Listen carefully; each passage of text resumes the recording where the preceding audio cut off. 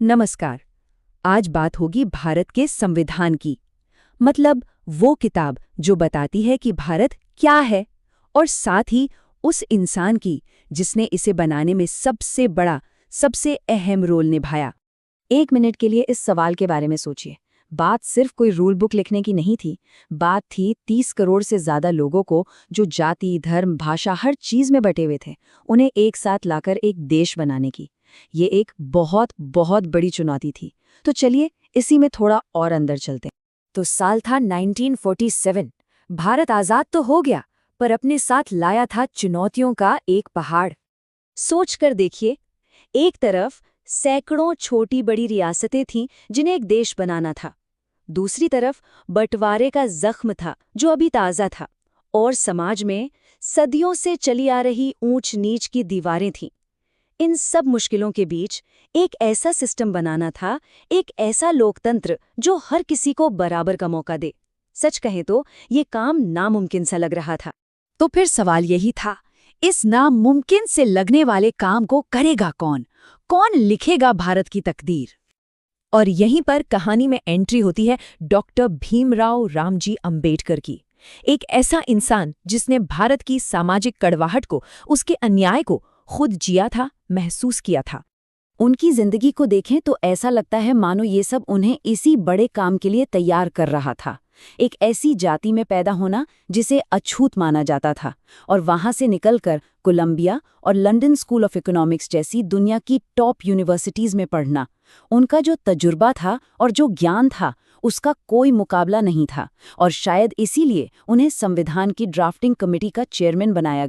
Doctor Ambedkar ये बात बहुत अच्छे से जानते थे कि संविधान सिर्फ कागज पर लिखे कुछ नियम नहीं है। इसकी असली ताकत तो उन लोगों में है जो इसे चलाएंगे, जो इसे मानेंगे।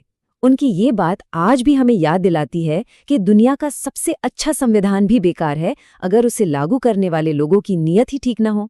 तो फिर ये ऐतिहासिक दस्तावेज बना कैसे? चलिए देखते हैं। 299 ये वो लोग थे जिन्हें हमारे संविधान को बनाने की जिम्मेदारी सौंपी गई थी। संविधान सभा के सदस्य ये पूरे भारत से आए थे, और इनका काम था एक एक मुद्दे पर बहस करना और नए भारत की नींव रखना। अब जरा इन आंकड़ों पर नजर डालिए। लगभग 3 साल लगे, 2000 से ज्यादा बदलावों पर चर्चा हुई, और इसके लिए 11 बार बड़ी बैठकें हुईं। मतलब ये कोई जल्दबाजी में लिया गया फैसला नहीं था। एक एक शब्द पर, एक एक लाइन पर घंटों बहस हुई थी। ये दिखाता है कि इस काम को कितनी गंभीरता से लिया गया। और ये पूरी प्रक्रिया भी बहुत दिलचस्प थी। ऐसा नहीं था कि बस कुछ लोगों ने बैठकर लिख दिया। पहले आम लोगों और एक्सपर्ट से सलाह ली गई, फिर छोटी छोटी कमेटियों में उन पे जोरदार बहस हुई। उसके बाद जो ड्राफ्ट बना उसे पूरी सभा के सामने रखा गया, उस पे चर्चा हुई, और तब जाके इसे अपनाया गया। तो ये एक टीम एफर्ट था जिसे लीड कर रहे थे डॉक्टर अंबेडकर। तो इतनी मेहनत के बाद, इतनी बहसों के बाद आखिर बना क्या? नतीजा था एक ऐसा संविधान जिसके दिल में सिर्फ एक शब्द था, समानता। डॉक्टर अंबेडकर के लिए एक बहुत जरूरी चीज थी बंधुत्व, यानी फ्रेटर्निटी। वो मानते थे कि आज़ादी और बराबरी तब तक अधूरे हैं जब तक हम एक दूसरे को अपना न माने। बंधुत्व का मतलब सिर्फ भाईचारा नहीं, इसका मतलब है ये एहसास कि चाहे हम किसी भी धर्म, जाति या भाषा के हों, हम सब पहले भारतीय हैं। उनके लिए ये कोई किताबी बात नहीं थी, ये वो गोंद था जो भारत जैसे विविध देश को एक साथ जोड़ के रख सकता। तो इस सोच को असलियत में कैसे बदला गया? देखिए, ये हैं हमारे नए भारत के खंबे। सबसे पहले हर नागरिक को दिए गए मौलिक अधिकार। फिर छुआछूत जैसी प्रथा को जड़ से खत्म कर दिया गया और उसे कानूनी तौर पर एक जुर्म बना दिया। इसके बाद एक बहुत बड़ा कदम उठाया गया, हर वयस्क नागरिक को वोट देने का हक मिला। साथ ही जो लोग सदियों से पीछे रह गए थे, उनके लिए खास मौके बनाए गए, और इन सब की रक्षा के लिए बनाई गई एक आज़ाद न्यायपालिका। तो पूरी बात का सार यही है, डॉक्टर अंबेडकर के लिए लोकतंत्र का मतलब सिर्फ वोट डालना नहीं था।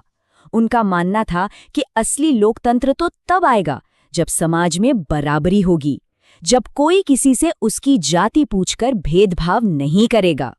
तो आज 70 साल से भी ज्यादा हो चुके हैं। ये संविधान आज हमारे लिए क्या है? देखिए, संविधान ने हमें एक शानदार घर का नक्शा तो दे दिया, पर उस नक्शे पर घर बनाने का काम तो हर पीढ़ी को खुद करना पड़ता है। तो सवाल हम सबके लिए है, वो जो नींव डॉक्टर अंबेडकर और उनकी टीम ने रखी थी, आज वो कितनी मजबूत है और हम अपनी पीढ़ी में उस पर कौन सी इमारत बना रहे हैं। इस पर सोचिएगा